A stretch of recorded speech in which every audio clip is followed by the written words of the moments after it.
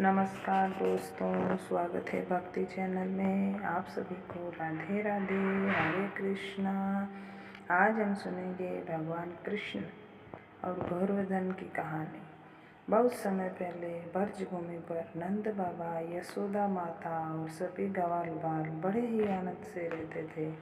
हर वर्ष ब्रजवासी वर्षा के देवता इंद्र की पूजा करते थे। उनका मानना था कि इंद्र की कृपा से वर्षा होती है और खेतों में अन्न उगता है। एक दिन बालक श्री कृष्ण ने देखा कि पूरे ब्रज में इंद्र पूजा की तैयारी चल रही है। उन्होंने नंद बाबा को पूछा, पिताजी, ये पूजा किस लिए हो रही है? नंद बाबा बोले, बेटा, इंद्रदेव वर्षा करते हैं। उन्हीं की कृपा से हमारी गायों को चारा मिलता है और खेतों में फसल होती है। श्री कृष्ण मुस्कुराए और बोले, पिताजी, हमें उस गोवर्धन पर्वत को धन्यवाद करना चाहिए जो हमारी गायों को घास देता है, हमें जल देता है और हमारी रक्षा करता है। ब्रजवासियों को कृष्ण की बात समझ में आ गई। उन्होंने उस वर्ष इंद्र पूजा की जगह गोवर्धन पूजा करने का निश्चय किया। सभी लोगों ने स्वादिष्ट भोजन बनाया, गायों को सजाया। सभी लोगों ने स्वादिष्ट भोजन बनाया, गायों को सजाया और गोवर्धन पर्वत की परिक्रमा की। भगवान श्री कृष्ण स्वयं गोवर्धन का विशाल रूप धारण करके ब्रजवासियों को अर्पित भोग स्वीकार किया और अद्भुत दृश्य देखकर सभी लोग प्रसन्न हो गए। जब इंद्रदेव को ये समाचार मिला तो उन्हें बहुत क्रोध आया। उन्होंने सोचा कि इन ब्रजवासियों ने मेरी पूजा बंद कर दी। क्रोध में आकर उन्होंने घने बादलों को आदेश दिया और भयंकर वर्षा की जाए।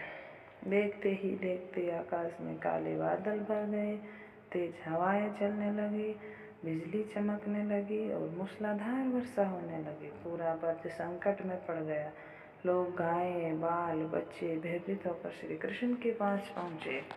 तब श्री कृष्ण ने कहा, डरो मत, मैं आपकी सबकी रक्षा स्वयं करूँगा। ये कहकर उन्होंने अपनी छोटी अंगुली पर विशाल पर्वत को उठा लिया। सभी ब्रजवासी, गाय, अन्य जीव पर्वत के नीचे आ गए। वहाँ सब सुरक्षित थे। 7 दिन और रात लगातार वर्षा होती रही, लेकिन किसी को कोई नुकसान नहीं हुआ। श्री कृष्ण अपनी छोटी अंगुली पर पर्वत उठाए मुस्कुराते रहे। आखिरकार इंद्रदेव को अपनी गलती का एहसास हुआ। उन्होंने समझ में आ गया कि कृष्ण कोई साधारण बालक नहीं है, स्वयं भगवान है। उसका घमंड टूट गया।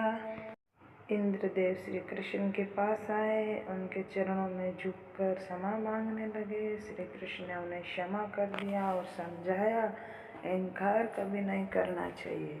इसके बाद वर्षा रुक गई। श्री कृष्ण ने गोवर्धन पर्वत को वापस उसके स्थान पर रख दिया।